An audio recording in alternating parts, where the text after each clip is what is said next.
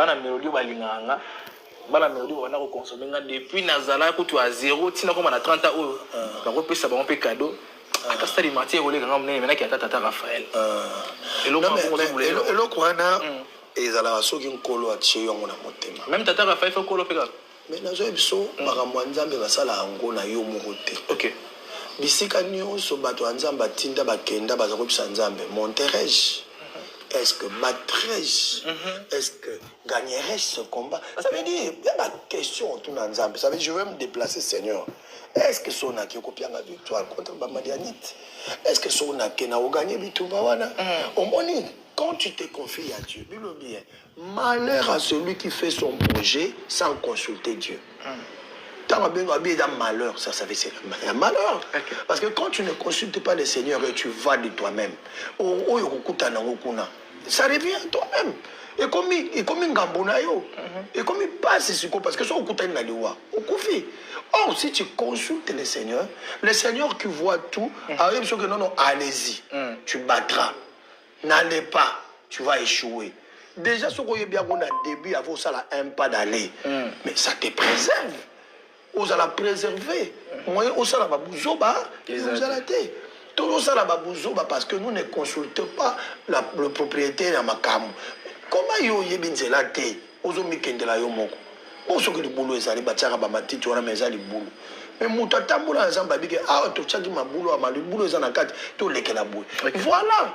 Tozo kufa église zo kufa lelo même batu nyonso tozo sila lelo po anini nous ne consultons pas le Seigneur nous ne mettons pas le Seigneur à la première position mais attends c'est lui qui connaît la route au tient la première position t'es aucun ami sunini voilà les problèmes donc je crois que on a le message important bande ko ba tirer yango ba joie yango muto amoni akoko joie parce que moni tala to regretter après avoir to sali bongo Louis petit tata Raphaël et s'inviter après comme ba comme chola yo non les lorsons ngaza boy na Monique nkolo ebisinga José Nzita de ozawa na mois de juillet prochain au bêta martyr nzamba ebisinga ah Seigneur c'est vrai pour l'andima kezayo la kisango pasteur na ngai la kisango journaliste moko la kisango mototel na komo za sko ba signe na chaki mon aga pasteur abenga nzamba yebisi ngai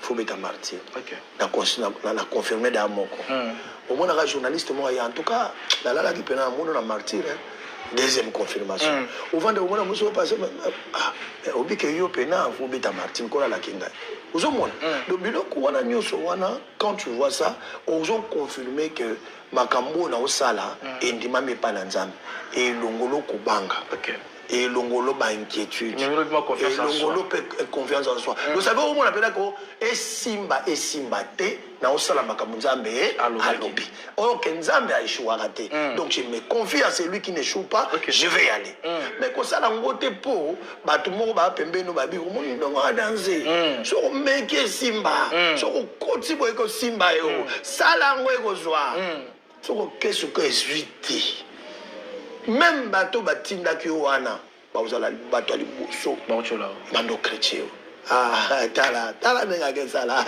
ezite et ça le passe oh na makambo nzambe soko échoué bongo et yo lakisa ke nzambe oyo salela azali su nzambe ya malonga te parce que bateau bakochola na yo na nzambe na yo et ça qui tote voilà donc biloko to salaka to sala ngo na tembete to sala ngo pour na prouver batute mais to sala ngo pour to conviction par nzambe to sala ngo pour na tembete ni pour na prouver batu mais pour na conviction bandeko babolingo nzamba mona papa mbolela ngai bino ezalinga bino la grande dame car ne to misana wela bino basango pe ko pesa toli bandeko il s'agit de l'actualité pasteur Moïse Mbie azoko beta martyr l'année prochaine.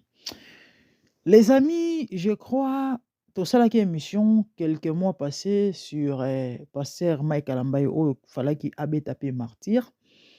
Et Tomeka Kiko ça la analyse par rapport à ndenge tout le monde bande qu'on a biso ba musicien auto benga ka monde ba défila qui et chacun par tour de rôle kobeta martyr bandeko et on se dit eza nini kaka po bawana balobi bawana babeti nde ba oya nzambe balobi ke no biso pe toza na nzambe tokobeta to eza mamusu na nsima to eza mpenza nzambe moto azotinda bango lelo tolali tolamuki toyoki ke non ya momo pas azwi production azokende kobeta martyr ndeko José Nzita bainvitaki na émission kande bouti koyoka analyse pe baposer ba question par rapport à ndenge bandeko bakokende kobeta martyr soki amoni yango ndenge nini ou encore eza mpenza nini yango boyoki ye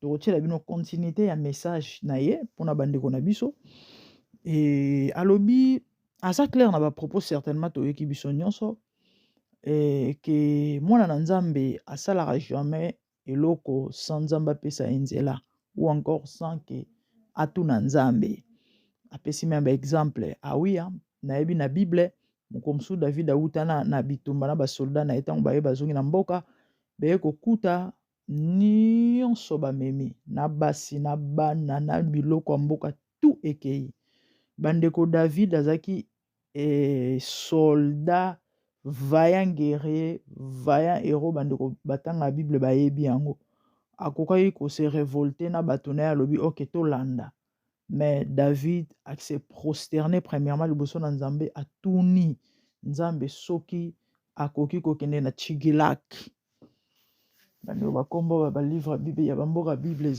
ezara ndenge bandeko akenda na Tshigilak akenda ko récupérer biloko na ye mwasi ne bana na ye nyonso ya ye bozwi o nyonso ba Philistin ba memaki les amis na nyonso mwana Nzambe asalaka il faut azwa aval ya Nzambe peu importe forme ya eloko peu importe likambo yango boyoki te ndenge ndeko wana tuni ata tata Raphaël alobi nyonso ata eloko yango eza minema o eza mokie eza nango eloko mwa bongo bongo non. Toi, tu ne dépends plus de toi. Tant que ton numéro sur le Seigneur et Sauveur, Seigneur veut dire maître. Donc, tu ne dépends plus de toi. Il y a un monopole là, si je vis, ce n'est plus moi qui vis, mais c'est Christ en moi. Donc, vu nous tu dépends maintenant de Dieu. Nyonso oyo, ya yo ezo komi ko engager Nzambe. Donc, il faut, vous allez en accord. Azala d'accord na oyo zo sale se pelisae, azana intérêt, na kati, karabouete, et simbate. Yango bomoni bandeko nanga lelo oyo. So ezala basali na Nzambe bele o lobi bazala na Nzambe lelo bazaso na Nzambe te moko ya ba cause na ya ba raison eza yango wana alinga azala indépendant or mwana Nzambe azala indépendante mwana na Nzambe dépendaka na Nzambe ah oui pour votre information donc eza pe message en passant pour na yo ndeko toi qui te dis chrétien et yango constater dans tout ce que tu fais mambo simbrate c'est pas que eloko ozo sala eza mabe non fallait premièrement ou engager Nzambe okotsa Nzambe na makambo wana comme ça Nzambe orienté comment osala eloko wana moi qui vous parle nazali témoignage nde balobaka vivant et ou encore moko ya bamndakisa exemple ya bamambo na oloba moi je me suis lancé dans les affaires très tôt j'étais vraiment trop jeune je crois que j'avais moins de 25 ans ah oui na âge déjà 23 ans et 24 ans ezaki ke okapa osali mwa carton tindi na Congo batekeli yo bameli yo mbongo biloko pe ya bien oke okoyiba so basoki pende tamboli bien simbi pe quoi ozwi pe mo se retrouver pe j'ai commencé avec la famille simba tene ko changer na ke pa ba master même na ko tika et puis après nakomosala na basali na Nzambe na Bible lobi confiez-vous à ses serviteurs et vous réussirez quand ngala mona no basali na Nzambe bato malamu bandeko soki eza na bato bablessanga basalanga mabe koleka na mokilo ya bato ya basali na Nzambe bandeko nga bamelanga babien so na bino bana koloba na bino awa bokotia mais après avoir consulté Nzambe après avoir kobondela koluka Nzambe moko ya ba cause ezaki Nzambe ye moko quelque part banda pe ko betanga likola ko zanga koyoka na mutu makasi pourquoi parce que le Seigneur voulait que na banda premièrement projet na ye et puis a orienté ngai eloko nini na eloko nini na sala c'est comme ça mambo esalemaka bongo.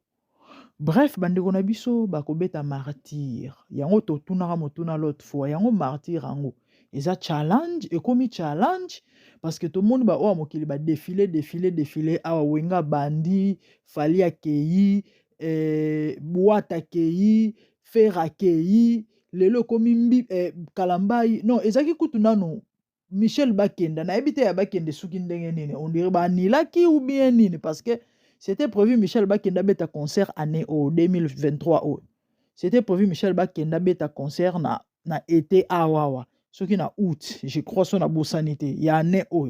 Mais boto ebité eloko nini eleki abeti concert en sauté ce que tu oses la frère Mike Kalambai l'année prochaine il y a Mike l'année prochaine ou année oh. Je crois année prochaine et puis il y a passé Moïse P année prochaine donc côté monsieur Mossa moi polémique bandeko bino boyebi déjà na avec Mike Kalambai et Mbi et Zalanet mon rivalité et surtout avec des fans bino boyebi ba fans balingi ba tout ça rappelle ba tumitu mingi et comme tout moi polémique ote parce que monaki yekuna lobaki robeta en fait c'est comme moi yango bandeko tozo koloba ke eza nzambe to eza bango moko to eza challenge eza po ba prouver po ba laksa bato ke ba capable to éviter ce qui est vrai mutu nyonso azosalela nzambe ezala na lokute ezala ndenge solo mais soki image eza kaka aza mosali na nzambe toyebi ke azaka paster aza songolo aza pakala so boke tuna ye me papa eloko bokosala bamotivation eza nini to mpe na objectif nini aoyebisa bino kaka keno nzambe moto ayebisi ngai parce Ngalasi azokopose candidature à présidence Ngalasi ye ya la louange soki boyebi te alobi nzambe moto atindi ye il va gagner en tout cas nazo tia en cause te nazo kodute pe te mais à ce que je sache na nde toyebi mambo politique etambolelaka en tout cas nga nayebi ka kozwa na ye te sikoyo ntango kozwa te wana tokoloba nini parce que nga nayebi ke nzambe eshuwaka te jamais nzambe akoyebisa okende kopose candidature mpo lobi operdre vous comprenez wana eza juste en passant en fait c'est ça bakoloba na bino kaka no nzambe moto atindaki nzambe moto alobaki sikoyo moto ine eza est ce que eza mpenza nzambe ya solo bango nde bato bakoyeba mais néanmoins topesi conseil mpo na bandeko yo toki au son de ma voix wa mwana nzambe ta mosusu osalaka bamakambo esimbaka te est ce que yo ozwa temps ya koluka kobongisa projet wana to likambo wana otika wana maboko ya nzambe c'est ça donc en tout cas à retenir eza ke yaya mwana nzambe asalaka jamais likambo de lui-même prends le temps de consulter Dieu de chercher Dieu et de demander à Dieu et kozala malamu mingi pourquoi parce que soki nzambe apesi yo aval c'est que en tout cas réussite ezala à moins kolanda ba instruction te mais soki nzambe ayebi so c'est bon vas-y fais-le 99% eza ya 99,9% ya garantie eza ke esala yango mais so nzambe alobi na yo kosala te ne t'engage pas wana ekomi nkokoso. Moi je me rappelle il y a pas longtemps mosali na nzambe moko amane koteya biso apesi biso exemple en fait mate ezalaki ka à peu près balolenga boye par rapport à mosali na nzambe to mwana nzambe lolenge sengeli akambama par rapport à bamakambo nyonso akolinga kosala apesi exemple alobi ntango azalaki na Congo abandaki kotindaka ba carburant na chikap eza na te na nzela Angola je crois elo mwa baja Rwanda na ba frontière wana ya Angola esali ke moko mususu kaka ndenge ka basombaka marchandise basombi et puis non attends ebande ko wuta nayebi te elo mwa bongo ebande ko wuta kuna ezoya kinu bi yende mutu abande kotinda je sais plus elo mwa baja Rwanda mais c'était prévu asomba marchandise atinda bisiko bande kotinda po etekama alobi Saint-Esprit ayebisie asala te asengage te azela esali ke ye aye koyoka lisolo entre bamaster ka nde banosa business yango balobi mikolo oyo carence eza ya carburant ya kosakana te na terrain ya solo na parce que omoni so eloko ozomonana te baprix ezala likolo vraiment donc so oteki oganye ebele parce que ezomonana te donc motu nyonso ozala na tendance ya koluka yango et puis okotia yango ta mosusu soki ezalaki na 20 € double no mpe prix bato bakosombaka mpo bana besoin nango ye ntango ayoki ndenge wana ke carence abosani ke nzambe ayebisaki eke kosala te atinda biloko alobi na perda na capital na intérêt na nyonso na se retrouva maboko pamba par exemple lo ezalaka moko ya baexemple bandeko ezokipe te ezotana oloba ezokipe te ezokipe te eza te ke oyo eza nango eloko mwa moke te oyo eza nango non. En tout cas les amis, s'il vous plaît, prenez ça à cœur. Et surtout makambo ezalaka ya ba engagement ou encore ba makambo mwa minene oyo ezo ko engager vie na yo to pe ezo concerner vie na yo tel que kobala. Faut faire très attention. Ah oui, faut faire très attention. Ebele babala bandoki mosala na nzambe mabali ndoki baza ebele na yebi makambo. Donc c'était ça ya moke tozaki nango ya koloba bandeko soki eza nzambe en tout cas tokoloba kaka bonne chance et puis courage na ndeko Moïse Mbie na ndeko Mike Kalambai na bandeko tu bazoki na kobeta martyr yango wana ya bana na nzambe boso eza nzambe réjouissez-vous dans le Seigneur a dit la Bible problème te toko ya kaka toko sepela elongo nzamba za na bino quoi. Et nous allons mettre la continuité et il y a un message, il y a papa na biso José Nzita ndinga pesi ba ndeko na conseil. Tout ce qui n'est pas une fruit de conviction est péché. Tout ce qui n'est pas une fruit de la conviction est péché. Ça veut dire que si tu n'es pas convaincu que ce que tu fais vient de Dieu, tu pêches. Tu pêches directement. Parce que tu as convaincu que ça les ensemble. Mais quand toi, tu n'as pas écouté Dieu, tu l'as fait quand même. Mais tu as péché. Tant que tu as alors que d'où tu as fait pécher le Seigneur. Yondo sumo. Et ça là qui tombe. Pour la alors que martyr on comme martyr ba tembe oui bien oui tembe pesa ba salon ba tembe makasi ngala OK beta na otondisa ngala ko beta na otondisa nzambe tunuswazi ba papela nzambe yango na zo meneti ngana ali awa na yebite ba mission ba beti kuna ba yoki nini zomona beti ndeko na Mike Kamba pa ozana 2024 awa attends est-ce que le tambo tembe za wana so il y a la conviction que nzamba la qui a beta mais nous on va faire bon on va acclamer OK puis on va applaudir. Ça veut dire, si tu as la conviction, la conviction. Et si en soi, Mike Kalambai a la conviction, non, mais on acclame. Et puis, on va beaucoup prier pour lui, pour nous parce que Makamoyo est comme Maïna Nicolo, comme Ekohabe pays. Gloire à Dieu. Ce qui peut s'imiter, et ça la mon boulot, les choses. Na yebi ko kotia ba bus, o kotia mbongo, o kotia biloko nyonso, ba kipe ba boye na mongo ya. O tchepe na ba bisco ezo kota ba venir martyr yango tokende ba tokela ba bona mongo ya ba yepete mais okolo ba peke o tchebisité le kola nzambe mutalobi okeka na retraite okoti na stade de martyr il se verra yo kota na stade de martyr ba nsinsi ba komo ya tia kola tinda ba nzambe ozo ba tunaye ba tuno ba za nzambe nzambe o changer bango ba direction o ke boteke martyr yemo nzambe o tindelo ba o sentiri o etonda parce que yemo to atinda kiyo e martyr wana ba doit obima bongo te il faut ba bima na témoignage ba beli ba robika ba kakatani ba telemi o senti que et pèse impact et puis et pèse ba résultat positif c'est ça papa que o sangisa ba tout en ba ye ba bimi na bango eloko te ba bona pèse ce eloko pour bon père et quand on s'est martyr mon son moi on s'est martyr et Robin n'avait pas bon quand on s'est martyr on va pour ma politicien bah c'est mais la nzambe bon bien abat bah tiens là bon na bango ti ba bis kuna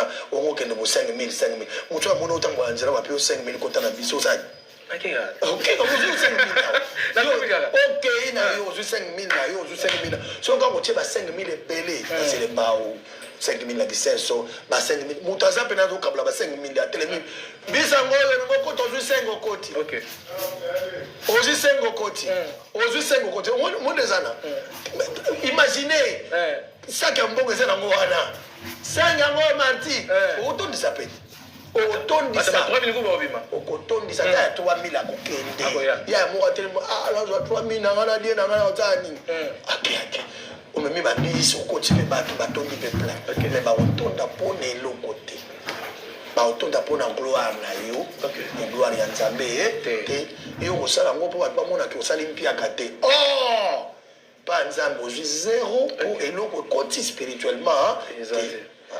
Voilà, Papa José, je pense que nazana motuna moko e ozala penza na ozala mingi kirier mais na olingana poser yango. Lelo zana bandeko mingi parce que vous faites tous la musique, ils ont la musique profane, ils ont la musique religieuse nde bino bosala. Mais quand la musique yango ya bino na musique profane, au moins que lelo ba musicien profane ba comment na moi souci wana ya keno azo voyager au sa déplacement en Europe par exemple. Azu ba musicien azu qui ba proche collaborateur akena bango pe. Par exemple tout le monde a fallu autour kena ba akena ba ndeko mosusu. Mais pourquoi pas na bino bato bondimela Yesu? O boza sensible osunga bandeko. Bosala ngo mingete. Ezaka nini? Non boza pe conviction quand le bité que nzamba la question que vraiment bandeko tous les a problème. Problème mes amis. Il faut y bablo mbala. Musique profane et ça y a musique chrétienne. Nane babanda avant biso. OK. Avant babanda biso de la musique abanda nzambe bakoka to bima pe na muti. OK. Mais bango babanda déjà na ba wendo batatara na toto ba e banda kala musique na bango batabule bakale chef wala biso to ibla musique te. OK. Bango basala déjà. Deuxièmement, ba messe nyonso mona ba messe no batanga ba kombo ba bedasho ba nzade leteta Eric Mandala ba Eric Mandala ba lingaka mingi musique profane. Obino ba lingaka bino yo kana ebisa o pourquoi te ya to pour na yo eza analyse moko très o ba tuno ba kotala eza analyse moko très capital. OK.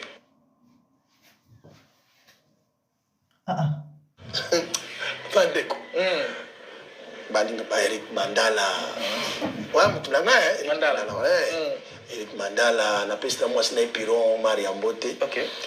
Bedashu nani banani wa docteur Jadine Teta ba soki 243 koda mboka bangono somoni wana balinga mingi musique profane que musique chrétienne. Pour bino lo mama banga. Tout au monde comme ce qu'on au monde bien la réponse ndé. OK. Réponse na bango ils font les affaires. OK. Bana besoin kombo na bango e bana batanga kombo na bango malamu bafali banani. Mais la musique ya biswawa eza interdiction formelle au sala album otanga kombo moto et a bien été. Ils ont bien été tous interdits. Ils ont interdit. La Bible dit la gloire de Dieu. Attends. La gloire de Dieu ne sera jamais partagée aux hommes. OK. Moi, quand j'ai dédié l'église, j'ai dédié un album. OK. Ozo yembela Yesu Christo akelali kona c'est vraiment tayo moko. Ata banza di leteta, ata ba Eric Mandala, boza peu compréhensif. Ata ba babé d'acho. Boza na compréhensif. Boza na compréhension. Quand même, Nzambe na oyemba Nzambe na bino. C'est Dieu là n'aime pas partager sa gloire avec les hommes. OK. Et ça instruction, je ne partage pas ma gloire avec les hommes. Là où je cite le nom de Jésus, je ne peux pas citer encore un nom. L'album nanga non. Je ne peux pas citer un nom où il y a un album. Ça, c'est ma logique. OK. Mais ce aucune logique n'est pas nzadi les têtes à nane. Ah oui, à Mangote. Pour aller à Opé son bongo. Ah oui, à Comboné na Katite. Zomon. OK. Ah oui, que l'oroté, c'est quoi? Tina ni Opé son bongo, ne sika voyo gagner l'oroté. Zomon. Oh, bateau va soutenir Fali. Batouana. So akena pota vandi bo ata 80 mabanga parce que ayebike nenga ye wana vandi bo na kwa vandi wana fali azomona ngai awana ka jadi le teta za wana wa ya tombolo bongo ba sheri ba beti maboko a Dr Zalia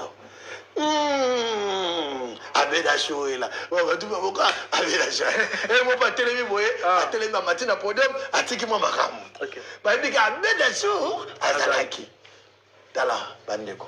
Ça, c'est la gloire des hommes. Oh, nous sommes en train de faire la gloire du Seigneur. OK. Alors, gloire à Nzambe, gloire à Diabato. Et ça, c'est ce que c'est. Si on a un bois kayo, abedasho, on a un bois qu'on a fait na yo. On a fait na yo. Obenga na yena yembi na ngaba nzembo Nzambe, ero mona otanga kombono parce que yo mto bengi singa. Ah, Nzambe pambola papa abedasho. Mais on a pesa le rosali hypocrisie. On a dit ko yembi te na talanga yawo. So la pesi mbote na benga kiti. OK. Voilà. donc so nazobina neti na musique ezobeta na nzambe pambola papa abeta show kopambola ye eza mabe te so avanda biso ensemble opamboli po apambola mpe yo na mokolo wana ata apamboli nga te ye nda invité nga te ça veut dire si la circonstance ya musique ezobeta mana c'est grâce à lui je peux dire que Dieu bénisse si nous sommes ici vraiment merci pour mon papa abeta show ça c'est une reconnaissance non. Est-ce que ça les sommes reconnaître mon de moi là? C'est pas un péché. Ouais, c'est pas un péché. Et ça peut na toucher pe gloire en Zambete, na pesi mutu na mutelo ko na ye. Pour David tanga bomaka 10 000. Saoul a bomaka 1000. Maman ba yemba kango. David a tué 10 000, Saoul a tué 1000. Et ça ka ba éloge kaka. Mais na disque, on dit disque ça dit dédicace à Dieu. Et ça dit makambo ko la pesi na révélation, ce ko ozo zongi c'est là yango. Na ko tanga komba mutu na disque te. Disque etikali libela, etikala ka libela. Mais fête na yo, ils ont fête na yo. Bien mon fête na yo, na ko ba ko ta 10 fois na fête na yo. Ya fête na yo na on se pedi ça, nzambe o ya sali ke yo ko kisa 40 ans. Ça veut dire au sali fête no 40 ans bengi ngai, quand même pour se pela na fête na yo. Nzambe na yo nde atindi obenganga poto sepela ensemble. Mais toi na tangi ko bono ta 10 fois na kata fête, essaye le rote. Essaye le rote fête na yo. Wana na kokende te kango te, na ko pesa ko pe ba te boyo kango. Tika na ndaku na yo. On a tiré pas na yo. So ato yo kisa mo mutu musu mais la fête na yo. Mais album mais ça pour toute la nation. Bat ba yo kango na Chine. Bat ba yo kango na wapi. Bat ba yo kango côté nini. Avant dika bo mutu yibi na beda shooter. Ozo yemba nzambe bolingo. Abeda show. Nzambe. Ata yo moko. Ata yo moko. Tout le monde ata yo moko. Oui, parce que tout soit dans la logique on est autant à compliqué mais toutefois le cause on peut savoir mingi obi sanga moi libanda na ozonga moi moke. Oui, Michel Bakenda yebla ki Sylvie Bongo. Ngana boy kokota kuna. Chacun de nous a sa façon de voir les choses.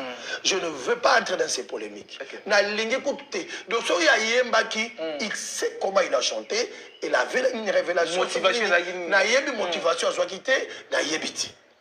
Tu vois, si vous bonga ko benga na kepa na ye, na fête na ye, na obete li bangati. Oh, na oloba pe na yebete. Na disque na kozwate. Parce que kozwate.